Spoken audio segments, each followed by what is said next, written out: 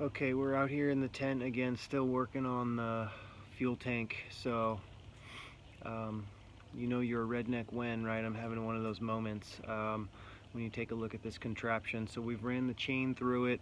We still have a red sludge inside. Once again, the inside of the tank was redone about 10-12 years ago, but then there was some fuel left in it in that time, and it's not rusty.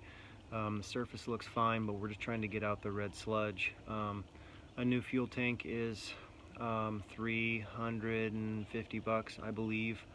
I forget what the manufacturer is, but they make really nice OEM style near replica tanks. And so let's take a look at this. So believe it or not, this is our contraption. We've got our lacquer thinner. I bought Staples. It was the cheapest. Kind of 5 pounds of something to pass through it. It's just what I came up with.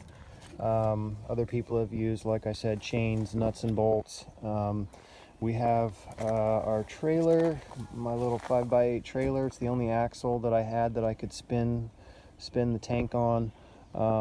I've heard that actually just putting it on a car that's jacked up, a two-wheel drive car, and just letting it rotate slowly, or a rotisserie. I don't have those things, and I racked my brain, and this is the best that I could come up with. So we've got 2 straps here in multiple spots, and as you can see, the fuel tank can just rotate on here. And so I'm going to fill it with some lacquer thinner and some nails, and just come out here and rotate, go do some other things, work on the seats, my other project right now.